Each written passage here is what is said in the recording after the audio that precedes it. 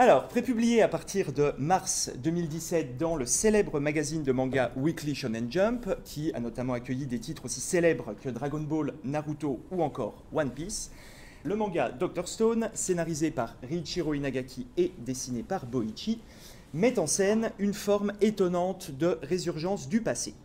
En 2017, l'humanité entière, y compris le président Trump que vous voyez en bas à gauche, est changée en pierre sans la moindre explication. 3700 ans plus tard, quelques jeunes japonais sont dépétrifiés. Le lecteur va ainsi suivre les aventures du protagoniste Senku, collégien tokyoïde surdoué et féru de sciences, que vous voyez ici en couverture du premier volume, et de ses acolytes, tandis que la civilisation industrielle s'est effondrée et que le monde est revenu à l'âge de pierre. Le manga se développe ainsi au carrefour de plusieurs genres. Le voyage dans le temps, un voyage statique, puisque les personnages se retrouvent au même endroit, mais à une époque qui n'est plus la leur. La fiction préhistorique, puisque l'état d'avancement de la civilisation à recréer est celui de l'aube de l'humanité. Le récit survivaliste post-apocalyptique et la rambassonnade. Les jeunes personnages mis en scène sont en effet, du moins dans les premiers volumes, isolé sur cette île absolue qu'est plus que jamais le Japon après la catastrophe. Et j'emprunte l'expression d'île absolue au spécialiste du Japon et géographe Philippe Pelletier.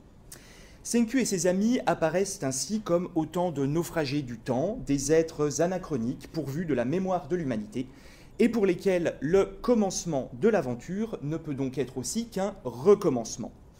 De ce point de vue, le début du manga permet au premier personnage réveillé, Senku et son ami Taiju, que vous voyez ici sur l'image que j'ai mis en arrière-plan, ça leur permet de retrouver la vie mythologique de l'île déserte, selon les mots de Deleuze dans Cause et raison des îles désertes.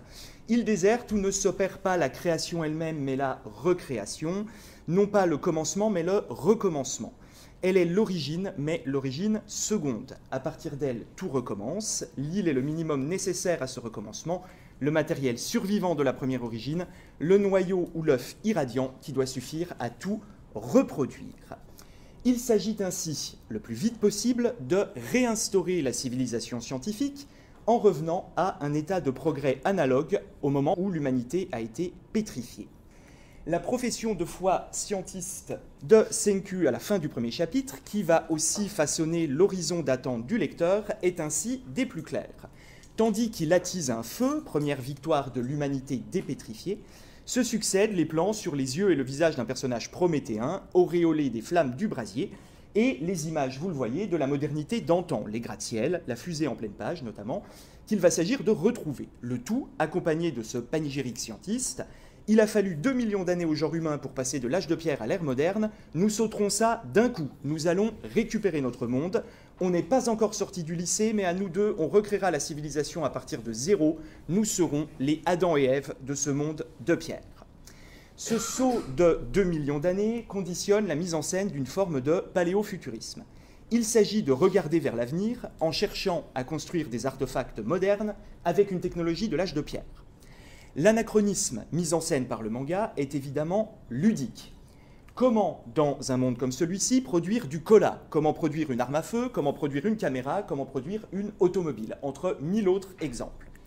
Cette dimension ludique est ce qu'elle possède de séduisant pour le jeune lectorat, et le moins jeune d'ailleurs, puisqu'on sait très bien que la lecture du manga shonen, jadis cantonné aux jeunes entre 8 et 15 ans, n'est plus du tout réservée qu'à ces seuls jeunes garçons entre 8 et 15 ans, mais peut aussi faire les délices d'un enseignant-chercheur de 38 ans, semble toutefois aussi conditionner un discours conservateur.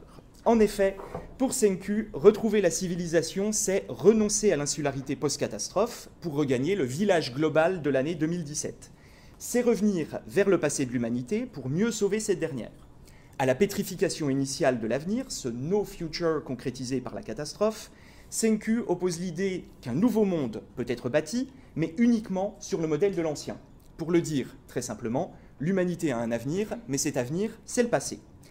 Par ailleurs, la lecture du manga conduit à se demander si, en dépit de son statut mainstream et d'une prétention à une forme d'universalité qui est aussi de nature à favoriser l'exportation des productions du Cool Japan, Dr. Stone n'est finalement pas davantage tourné vers le Japon contemporain que vers l'international.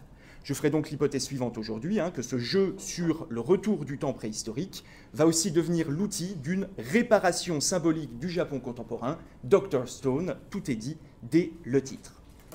Je commencerai par une première partie que j'ai intitulée « Le speedrun du progrès ». Émane d'abord de ce manga une double volonté, on pourrait dire, de rendre possible un monde a priori impossible. D'abord, pour Senku, il s'agit de rattraper la modernité depuis une préhistoire 2.0, et pour le duo créatif à l'œuvre dans le manga, Riichiro Inagaki et Boichi, il s'agit de proposer une esthétique stonepunk fondée sur un what-if particulièrement acrobatique en vertu du saut temporel effectué. Et si un adolescent était capable de reconstruire certains des fétiches technologiques de la modernité, réfrigérateurs, avions, télévisions, smartphones, fusées, etc., au paléolithique.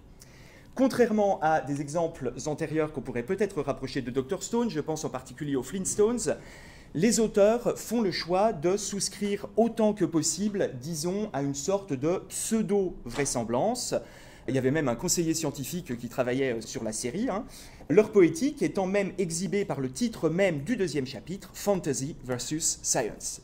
Chacune des inventions concrétise ainsi la gageure de concevoir un artefact moderne avec une technique de l'âge de pierre, d'en rendre vraisemblable la conception et d'en proposer une représentation à laquelle le lecteur puisse adhérer, le tout évidemment mis en majesté par une figuration pleine page qui suscite systématiquement la surprise de personnages qui sont aussi autant de relais du jeune lecteur. C'est irrémédiablement la même chose. Là, je vous ai mis un exemple avec le téléphone portable. Senku annonce la nouvelle invention. On va construire un téléphone portable dans ce monde de pierre. Personne n'y croit, mais non, c'est impossible. Comment va-t-il faire? Il y arrive par tout un tas de tours et détours sur lesquels je reviendrai. Puis, à la fin, il arrive finalement à obtenir, comme c'est signalé ici, par exemple, un téléphone portable, une automobile, etc., etc.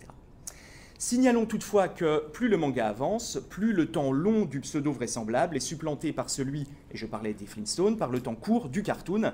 La logique de gradation à l'œuvre dans le manga, puisque à l'échelle de 26 volumes, on passe quand même du pagne de feuillage à la fusée, donc il y a quand même une très grande amplitude.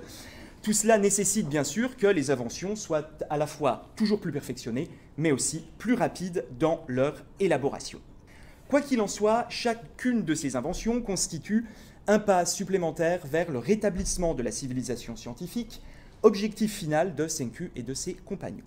De ce point de vue, ces personnages dépétrifiés possèdent un net avantage sur les hommes des cavernes dont ils sont les alter-ego, celui de connaître déjà la fin de l'histoire, si je puis le dire ainsi, l'instant T du degré d'évolution technologique de l'espèce humaine au moment de la pétrification et les différentes étapes pour y parvenir. Plutôt que de parler d'étapes, il faudrait peut-être davantage parler de niveaux, tant en plus des modèles génériques que j'ai mentionnés en commençant, il est une source d'inspiration majeure du manga, particulièrement prégnante dans l'établissement d'un discours même implicite sur le progrès. Et ce modèle, c'est celui du jeu vidéo. En effet, pour concevoir chacune des inventions de Senku, est mis en place et est représentée une interface vidéoludique qui est inspirée de ce qu'on appelle le crafting dans le domaine du jeu vidéo. Autrement dit, toutes ces dynamiques de gameplay dans le jeu vidéo où il s'agit d'accumuler des ressources pour créer un certain nombre d'items. Vous le voyez ici à l'écran, chaque matériau ou composant nécessaire à la réalisation de tel ou tel objet est représenté sous la forme d'items à collecter, à mélanger ou fusionner avec d'autres et ou à transformer pour aboutir à l'artefact souhaité. Accomplissement que Boichi figure par, vous l'avez vu précédemment, une référence à un écran d'ordinateur ou de console. Vous avez obtenu un téléphone portable. On le voit d'ailleurs ici mal à l'écran, mais la police est légèrement pixelisée. Pour filer l'analogie, on pourrait dire que l'aventure dans laquelle se lance Senku et ses amis prend la forme d'un speedrun, cette pratique particulière qui consiste à terminer un jeu vidéo le plus vite possible. La conséquence est bien sûr à la fois une ludification de l'histoire, mais aussi, me semble-t-il, une mise en scène d'une dimension téléologique du progrès. Il s'agit de franchir différents niveaux jusqu'à la fin du jeu, autrement dit, le retour au stade atteint par l'humanité en 2017. Le manga s'appuie ainsi sur une forme de, disons, positivisme nostalgique, non pas de la vision du progrès qu'avaient les habitants du passé, comme dans le rétrofuturisme traditionnel, mais de ce passé lui-même comme somme de toutes les inventions de l'humanité, un passé qui est, pour nous, lecteurs, notre présent, dès lors transformé en âge d'or. J'en viens à ma deuxième partie, un autre monde n'est pas possible, ou, on aurait aussi pu appeler ça, il n'y a pas d'alternative. À l'interrogation posée par Pierre Madelin dans un essai récent, faut-il en finir avec la civilisation? Il semble que le manga réponde très clairement non. Senku ne fait preuve en effet d'aucune volonté manifeste d'établir un mode de vie alternatif à celui de l'époque de laquelle il vient.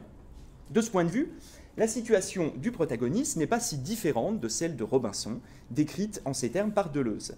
La recréation mythique, écrit-il, du monde à partir de l'île déserte, a fait place à la recomposition de la vie quotidienne bourgeoise à partir d'un capital. Tout est tiré du bateau, rien n'est inventé, tout est appliqué péniblement sur l'île.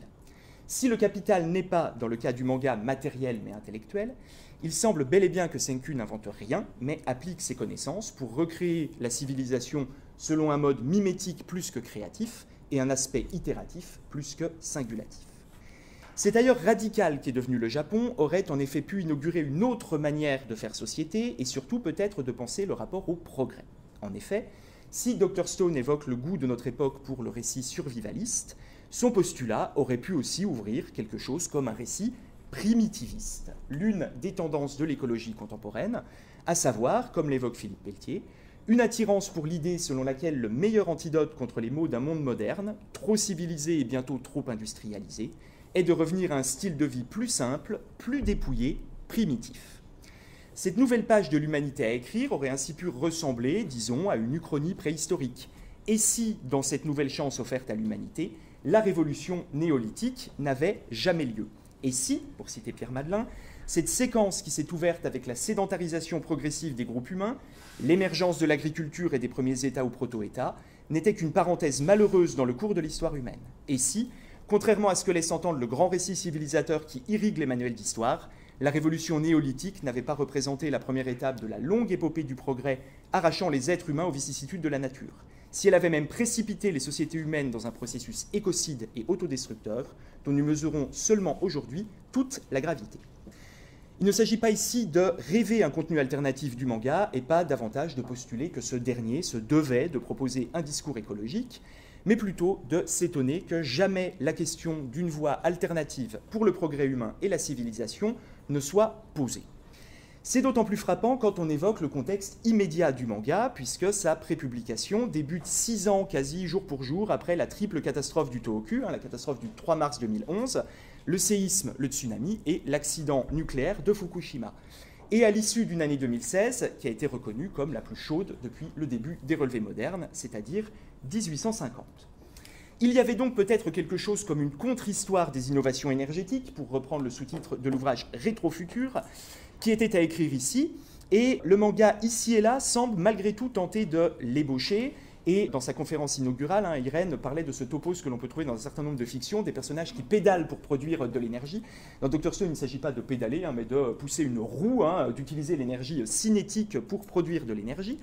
Mais on se rend compte très rapidement que, énergie cinétique qui est d'ailleurs mise en lumière sur la page de garde du chapitre 52, qui fait figurer le personnage à côté d'un champ d'éoliennes, mais à l'huile de coude, les personnages préfèrent vite l'utilisation du charbon d'abord quand ils en reviennent à la révolution industrielle, puis en établissant notamment une automobile à vapeur, le pétrole ensuite, le chapitre 86, constituant, vous le voyez à l'écran, l'antithèse du précédent, en mettant en majesté un personnage héroïsé, le personnage de Ryusui, peu importe, présenté comme le roi des ressources naturelles et l'homme le plus avide du monde.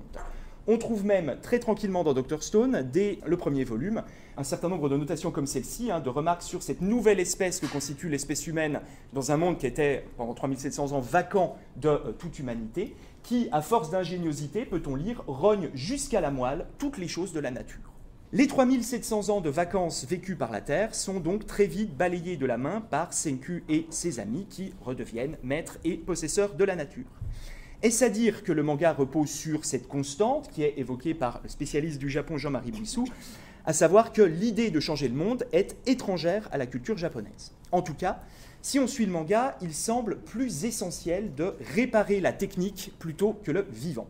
Et je dois cette fort belle expression de réparer la technique à mon collègue et cher ami Mathieu Freiheit, avec qui j'ai partagé quelques éléments de cette communication. Allons plus loin en émettant l'hypothèse que cela puisse aussi servir peut-être de réparation historique pour le Japon dans l'histoire de cette néo-humanité qui devient tout de même alternative en imaginant quelque chose comme une géopolitique fictionnelle qui va mettre en scène un monde décentré. C'est ce qu'on verra dans la troisième partie, manger des ramen dans l'espace. L'expression vient du manga, et je n'en suis évidemment pas l'auteur. Ce que propose le manga, c'est une sorte d'autre histoire, une histoire contrefactuelle, pourrait-on dire, dont le référent est peut-être moins l'aube de l'humanité que l'histoire contemporaine. En effet, et dès les premiers chapitres, les connaissances scientifiques de Senku, le scientifique roi, l'homme providentiel, comme les productions artisanales qu'elles permettent de concrétiser, mettent en image une forme de monozukuri qui ne dit pas son nom. Le monozukuri, c'est l'art de faire des choses, une sorte d'art de fabrication de produits pas seulement manufacturés, mais d'artisanat en quelque sorte, typiquement japonais, qui permet aussi, me semble-t-il, au manga, d'illustrer une forme de revanche face à tout ce que l'histoire a pu connaître de Japan bashing, par exemple dans les années 80. En somme, la paléo high-tech made in Japan permettra désormais de sauver le monde. Hier soir, Jean-François remarquait que dans un certain nombre de communications qu'on a pu entendre, la question du temps et du territoire sont souvent mêlées. Or, ici, dans Dr Stone, il me semble que c'est moins temps et territoire que quelque chose comme temps et nation, et qu'on peut aussi lire dans ce manga, disons, quelque chose comme une proposition d'un nouveau roman national. De là à lire dans Dr Stone une forme de nationalisme, justement, en phase avec les politiques menées notamment par feu Shinzo Abe et ses successeurs dans le pays, puisque la sérialisation du manga court sur le dernier mandat d'Abe et celui de ses successeurs, qui sont tous membres du PLD, le parti conservateur au pouvoir au Japon depuis la fin de la Seconde Guerre mondiale, il n'y a qu'un pas, tendance qui me semble tout à fait emblématisée par l'objectif de Senku et ses amis de manger des ramen dans l'espace, le Japon devenant, dans cette histoire réécrite, le premier pays à effectuer un vol habité vers la Lune. Il s'agit donc, pour le Japon, vous l'aurez compris, de mettre en scène un Japon performant, un Japon qui gagne. De ce point de vue, on peut se demander si le principal référent chronologique de cette temporalité, c'est bel et bien le Japon contemporain de la période de prépublication du manga, autrement dit, les années 2010. À la fois, oui, mais il semble que ça fasse aussi référence à, disons, d'autres temporalités. En l'occurrence, cette rencontre potentielle de plusieurs référents temporels, le manga la figure de façon allégorique. Très vite, en effet, le lecteur découvre que cohabitent dans ce Japon post-pétrification deux humanités distinctes. Une qu'on pourrait dire homochrone, qui n'a jamais connu que l'âge de pierre, descendante de 6 humains qui avaient survécu à la pétrification et qui ont repeuplé le Japon. Et l'autre, hétérochrone, celle des naufragés temporels de l'année 2017. Dr Stone ne fait peut-être pas simplement référence qu'au présent de sa publication, le tournant des années 2010 et 2020, mais aussi et peut-être surtout à la période dont ce présent est le plus nostalgique, en l'occurrence l'ère Showa. Cette tendance, au retour vers le futur en quelque sorte, ou à la nostalgie, a fait l'objet d'un excellent dossier dans le non moins excellent magazine Tempura, un magazine français sur la culture japonaise et la société japonaise, ce qui est résumé ainsi sous la plume de la journaliste Clémence Leleu, Showa, 2 syllabes pour 63 années qui ont vu le Japon se hisser à la 2e place des puissances économiques mondiales, flirter longuement avec une croissance à 2 chiffres et développer des innovations technologiques à faire pâlir d'envie le monde occidental. L'ère Showa, qui s'étend de 1926 à 1989, c'est le règne du salaryman au pouvoir d'achat exponentiel, les grandes heures de la Japan Inc. Car à Showa succède Heisei, 89-2019, la période qui s'ouvre avec l'éclatement de la bulle spéculative et la décennie perdue, alors forcément, on est tenté de regarder dans le rétroviseur. Est ainsi libéré de la pierre, un Japon plus fort encore que durant l'ère Showa, puisque ce dernier, dans le manga, devient première puissance mondiale. Toutefois, à ces questions, disons, géopolitiques, Dr Stone ajoute même, on va le voir pour terminer, une dimension démographique, en prise directe sur l'âge des principaux personnages comme des lecteurs cibles du manga, et qui, elle aussi, vise peut-être une réparation du Japon contemporain. C'est ce qui constituera ma dernière partie, conservateur du musée des boomers. Quand j'ai proposé le titre No Future, je pensais bien sûr à la devise punk, mais aussi à l'application de cette devise dans le shonen manga contemporain. De multiples exemples dans le manga aujourd'hui, en effet, font de ce No Future le point de départ de leur intrigue, autant que la dynamique narrative principale. Les jeunes personnages devront lutter contre la crise de l'avenir et se fabriquer un futur bien à eux. La question du conservatisme se pose peut-être aussi sous un autre angle. Et le discours tenu par le manga se veut peut-être moins conservateur que curateur. Posons la question ainsi, que permet de soigner la pierre dans ce musée à ciel ouvert dont Senku devient le premier conservateur? L'interrogation, me semble-t-il, est légitimée par le titre même du manga, Dr Stone.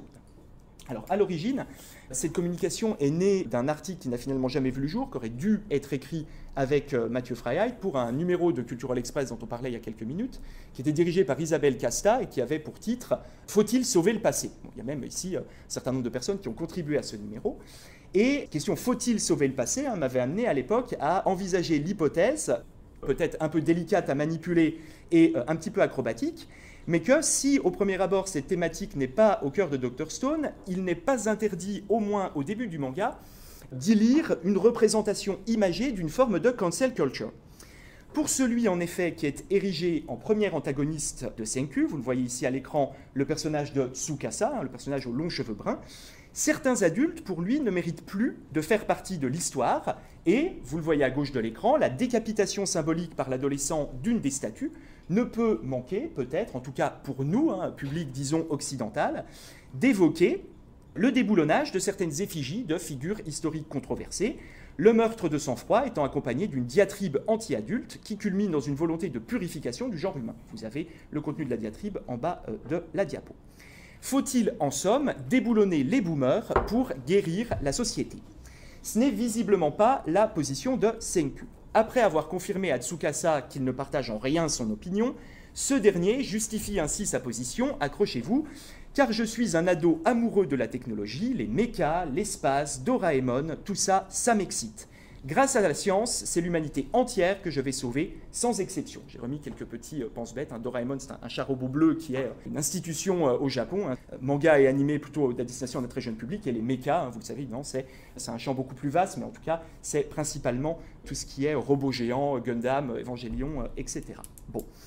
Donc, si le manga est de son temps, c'est peut-être, et je trouvais ça intéressant, parce que ces deux figures archétypales de la jeunesse contemporaine que serait le geek, incarné par Senku, et le woke, incarné par Tsukasa, emblématisent finalement deux extrêmes. D'un côté, une technophilie apolitique, de l'autre, un engagement sociétal qui, sous couvert de progressisme, court peut-être le risque de l'extrémisme.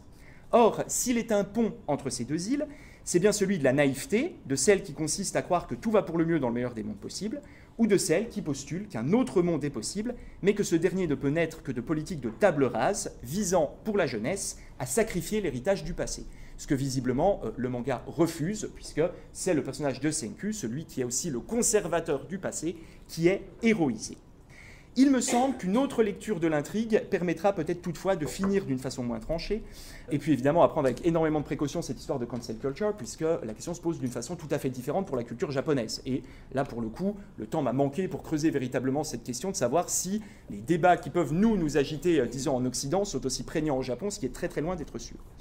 Je terminerai donc avec, disons, sur une lecture peut-être un peu moins tranchée, en voyant dans le manga une manière de mettre en scène une jeunesse qui sort de sa stase et qui prend son destin en main. En effet, un des grands défis auxquels l'archipel sera confronté durant le XXIe siècle, c'est une crise démographique fondée sur une baisse inquiétante de la natalité, qui fait planer le spectre d'une île des vieillards, l'expression est de Jean-Marie Bouissou, que le volume 23 du manga se plaît à figurer comme un véritable cauchemar. Tandis que les personnages découvrent que les dispositifs, symboliquement appelés Médusa, c'est l'objet que vous avez ici au tableau, qui ont pétrifié l'humanité sont aussi des instruments qui permettent la régénération et une hypothétique immortalité, Boichi figure dans la planche que vous avez à gauche le spectre d'un vieillissement hyperbolique de la Terre. Notre planète croulerait bientôt sous des milliards et des milliards de vieillards. Je poserai la question ainsi. Qui sont toutefois les fossiles dans Dr Stone ? Ce sont, étrangement, les adolescents, puisque le manga joue à mettre en scène cette situation baroque et pour le jeune lecteur tout à fait jubilatoire, d'une humanité nouvelle dans laquelle c'est la jeunesse qui sait et la vieillesse qui a tout à apprendre de cette dernière. Quelque chose, disons, comme une inversion du droit d'aînesse. D'une façon révélatrice, en effet, et pendant la plus large part des 26 volumes que compte le manga, seuls des adolescents sont dépétrifiés et les homochrones deviennent leurs subordonnés, à l'image du vieillard Kaseki, artisan d'une tribu qui travaillera sous les ordres de Senku. Ne peut-on ainsi considérer que le manga d'Inagaki et Boichi fabule par le biais de ce qu'on pourrait appeler une sorte d'hétérotopie muséale, le développement d'une utopie jeuniste qui reviendrait à une forme d'argumentation indirecte en faveur d'un rôle accru désormais conféré à la jeunesse en matière de prise de décision. Contrairement toutefois à de nombreux récits de ces mondes parallèles que sont aussi les mondes sans adultes, Le manga ne semble pas cibler l'apathie adulte, c'est souvent le cas dans les récits de monde sans adultes. Les adultes ne font rien pour l'écologie, ils ne font rien pour améliorer les choses, etc. Là, il semble plutôt que ça cible l'apathie de la jeunesse. Elle doit sortir de sa stase et agir pour son pays. On pourrait d'ailleurs faire là aussi beaucoup de lectures symboliques par rapport à la jeunesse japonaise contemporaine. Le fait que cette jeunesse soit pétrifiée, ça peut potentiellement renvoyer au fait que la jeunesse japonaise est souvent décrite comme assez immobile. Elle participe peu à la mobilité internationale universitaire, par exemple, dans les programmes d'échange, contrairement à ce qui se passe pour les jeunes coréens ou les jeunes chinois. Ça peut aussi, évidemment, et de très nombreux mangas et animés sont l'écho de ça, être une représentation de la culture otaku, c'est-à-dire de l'enfermement dans les mondes imaginaires au détriment du réel, voire dans, disons, la dérive pathologique de l'otakisme, que serait le syndrome hikikomori, de ces jeunes qui sont littéralement pétrifiés dans leur chambre, qui ne refusent le monde extérieur et qui s'enferment totalement dans les mondes numériques. La jeunesse doit donc peut-être sortir de sa stase et agir pour son pays, c'est peut-être la morale que donne Dr Stone. Ajoutons qu'un événement, et j'en aurai bientôt terminé, précède de peu la prépublication du manga, en l'occurrence l'avancée du droit de vote aux jeunes japonais de 18 ans, contre 20 ans précédemment, en 2015. On pourrait d'ailleurs préciser qu'au moment de la dernière réélection de Shinzo Abe, donc en 2016, l'équipe de campagne avait publié un manga qui avait pour sous-titre « L'élection pour les jeunes de 18 ans a commencé, le Japon a besoin du pouvoir de la jeunesse ». D'une manière moins directe, il me semble que Dr Stone met en scène ce nécessaire empowerment de la jeunesse japonaise contemporaine, qui se voit confier la tâche qu'on peut trouver particulièrement ardue, de bâtir son futur tout en protégeant le présent et en sauvant le passé. Et de ce point de vue, l'épilogue du manga dans lequel Senku travaille à la construction d'une machine à remonter le temps vers l'instant T de la catastrophe est particulièrement édifiant. Je conclus. Il semble ainsi que Dr Stone ne soit pas tout à fait ce qu'on attendait. Il s'agit finalement moins d'un récit d'aventure survivaliste que d'un manga finalement politique et moins d'une rencontre anachronique entre différentes périodes de l'histoire humaine que d'une figuration de la nécessaire réparation du Japon par les forces vives de la jeunesse. Ainsi, loin de souscrire à un discours compassionnel tel que celui qui nourrit de nombreux commentaires contemporains, par exemple sur la solastalgie adolescente, il semble que le manga propose plutôt une forme de résilience qu'on pourrait appeler néo-darwinienne. Si les gens font la force, selon l'adage professé par Senku dans le chapitre 84, ce sont surtout de jeunes prodiges qui la font dans ce manga et qui assurent une nouvelle vie à l'humanité. S'y lie, comme dans bien d'autres mangas et animés, une obsession de l'élite, une obsession de l'excellence, une obsession de la surhumanité qui se rencontre dans maints mangas et animés aujourd'hui. Et dans le cas qui nous occupe, il semble que l'hyperbole de la pétrification serve aussi le discours implicite d'une nécessaire sortie de sa torpeur par la jeunesse. En somme, la jeune humanité présentée par le manga est une collectivité non de surhommes mais de surjeunes, de capitaines d'industrie de 15 ans, que Boichi figure, vous l'aurez sans doute noté ça et là dans mes illustrations, comme autant de hard bodies. En un mot commençant, l'avenir, d'après ce manga, ne pourra être soigné que par des surjeunes, des êtres de pierre, au-delà même de la pierre. Merci.